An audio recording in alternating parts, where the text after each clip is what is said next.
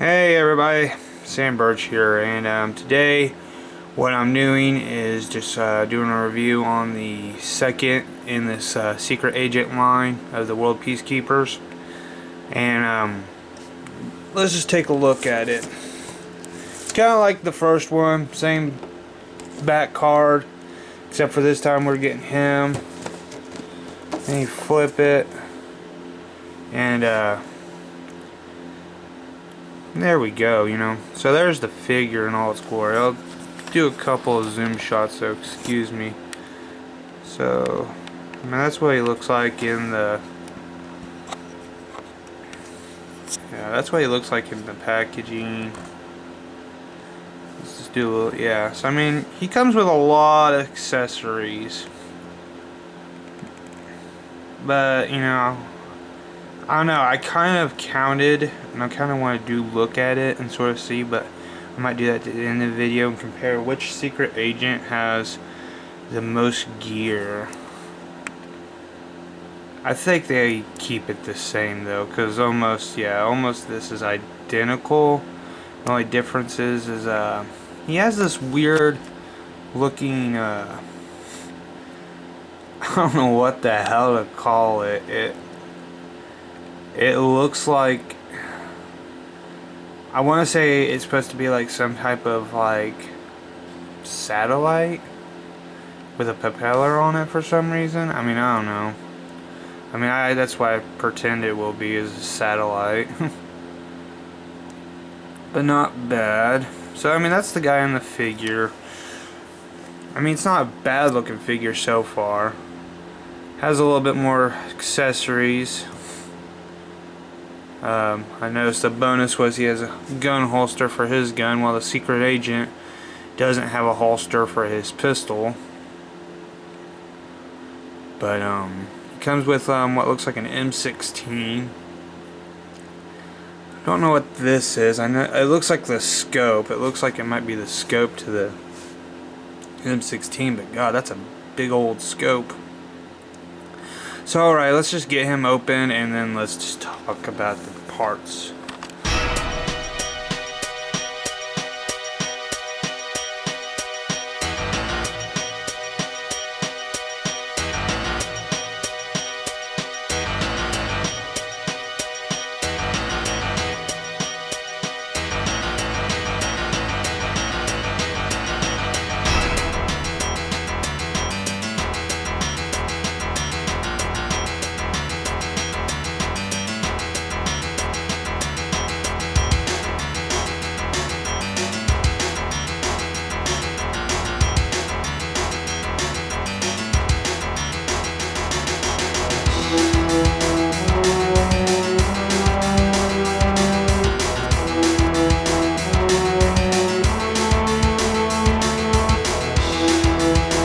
Alrighty, with everything out of the box now, we can sort of go over these props.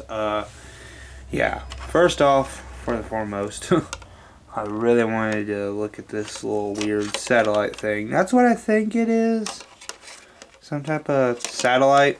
I don't know why it has the propeller. The tripod's okay, but you can't really turn this a lot. Like, you can't sit there and do that, because then after a while the tripod starts to give out and push down, so it's not bad. I mean, I don't know, it's just kind of weird. Looks like it's made up of different parts. I don't know, just my guesstimation looking at it, but yeah, I call it the little mini tripod satellite dish thing. That's what we'll pretend it is, I guess. Alrighty, next up is a walkie-talkie. Not bad. It's made out of rubber, plastic sort of. It flexes a little bit, but it's pretty stiff on the main body. The antenna part I'd be worried about. It's really thin. Kid could easily just nip that off and swallow it. But like I said, it's not bad detail. I mean, even got this little groove where like it's supposed to go in, like, one of those push down antennas.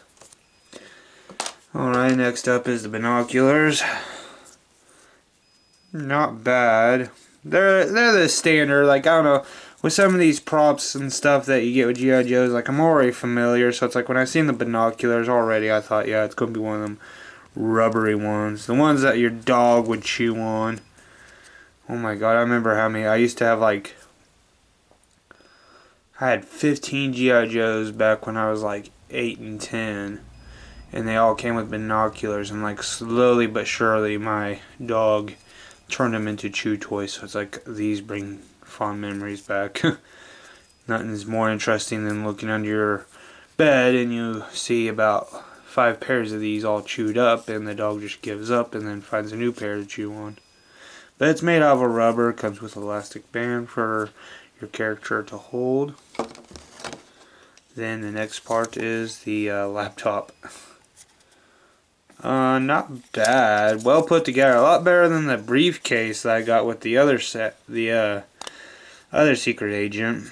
And it says loading at 65%. That's like every YouTuber's problem on YouTube sometimes, is you get stuck at a percentage for a long time and then 8 hours later it goes up a percent. Alrighty. Then next up we have a pair of headsets. Well put together, nice little details. A little flimsy, but I mean, they're just going to sit on the character's head. The antenna moves, well, the little microphone I should say, not antenna, but microphone. It moves, so it's not bad. Let's see what else I got. Another pair of black sunglasses. Same as the last one, just kind of looks like a thin black clear plastic that just got injected to the mold, and so I mean you can see through them. If you can see, let me put them right. You can actually see through them just a little bit. Pretty neat. Most of the time when action figures got glasses and stuff, they were just like pure black plastic. That's it. Alright, so what else should I look over? Let's look over this next one. It's on the action figure, and it's the pistol. And this is the only problem I have with it.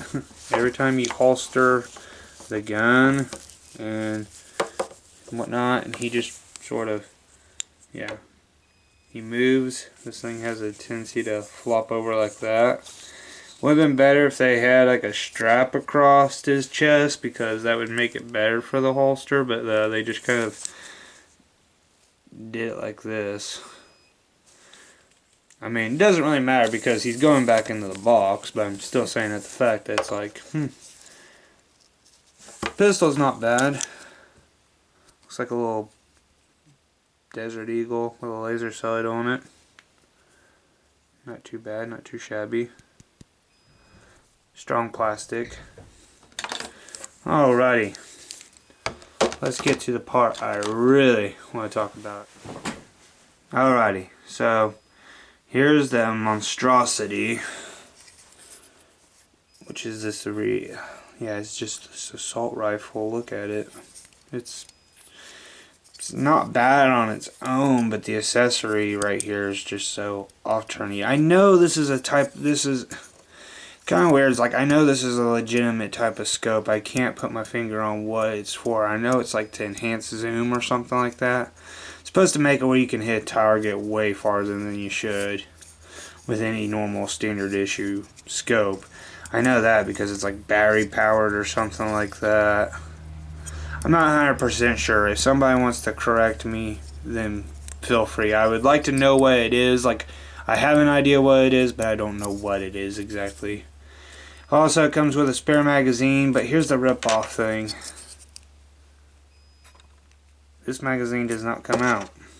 I was a little excited the first one had that feature. It was a nice little nifty little feature, you know. But then, the magazine doesn't come out of this, but you do get a spare, so I mean, it's an accessory that you just throw on there.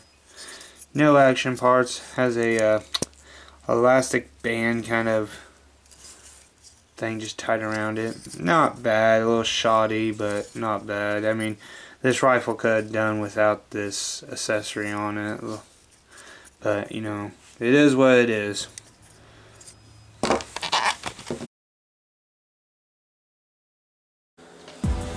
So now it's time for my honest opinion about the action figure. Pros and cons, let's just go with that. Pros, it's not a bad figure.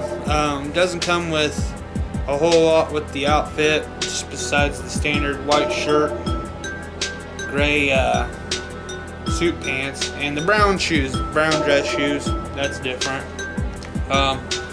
Similar props, obviously, was the glasses, and that's about it.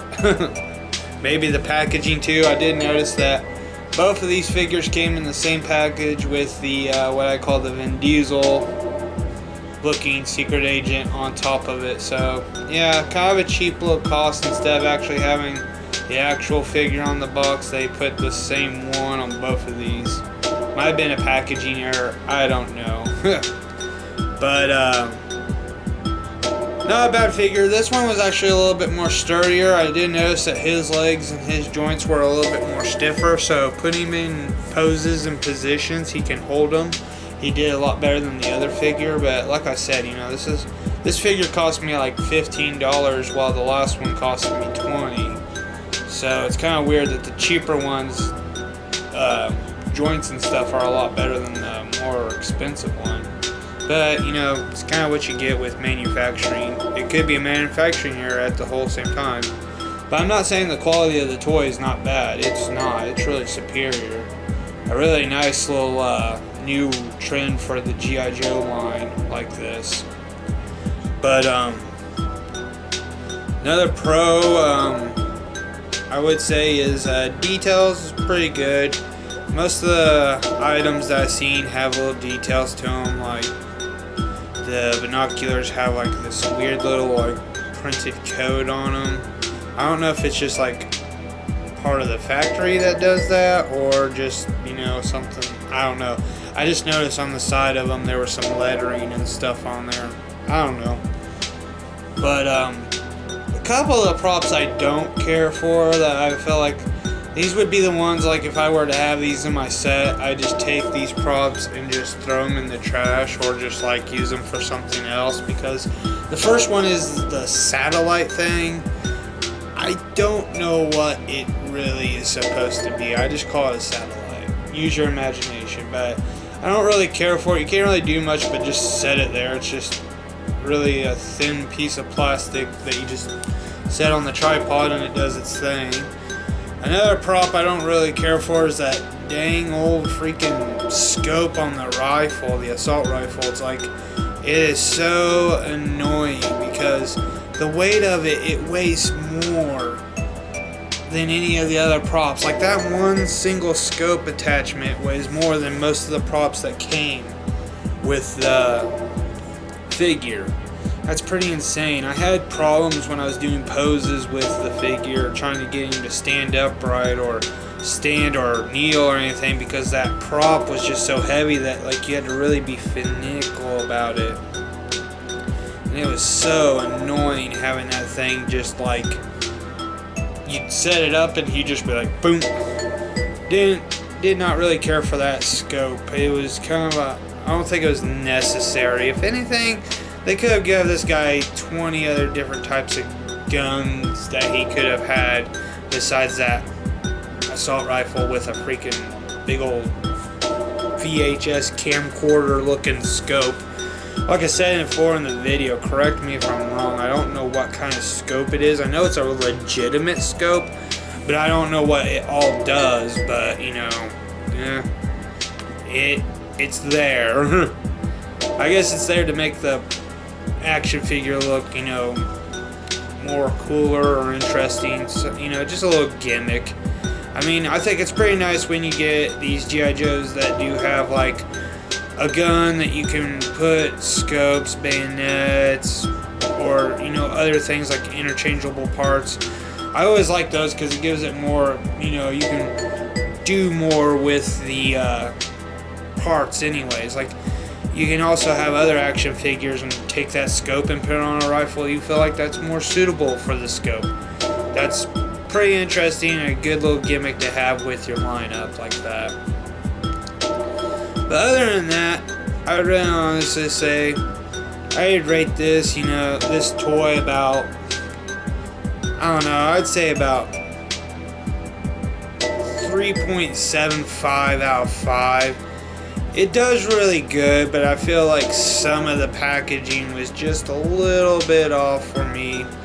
Especially the two props that kind of take up room but aren't really that useful in the lineup. Like I said before, it's not bad, just not incredibly great either. I would definitely say out of the two that the James Bond one had more going for it than this one. This one kind of seems like they had an idea of what they were doing with the figure, but like they didn't really know where they were going with the figure. It was pretty obvious that, you know, whoever came up with the concept of doing like what I would say a British secret agent and an American secret agent, they had to more work with, because 007 already being established as like a British secret agent is a lot easier to come up with concepts and props, while an American CSI agent, yeah, we got the standard bald-headed, white shirt, gray suit kind of guy. You know, you see him all the time in like some of these American, like Olympus Has Fallen, like these secret agent servicemen that they're bald, they have the white shirt, they're usually dressed up, but like most of the time in the American style I've seen in most movies, it's usually dress pants and a white button-up shirt. So yeah, whoever came up with the concept of these kind of just went with whatever they thought. Though I do think it's funny that the Americans have outrageously large props for their gadgets, and then the British soldiers have a lot smaller, finical, practical props. Kind of gives you an idea what these toy lines are coming from. But other than that, like I said, my final rating 3.75 out of 5. It's not bad, just I felt like the concept kind of was lackluster and they kind of just threw together what they could. Have a nice day.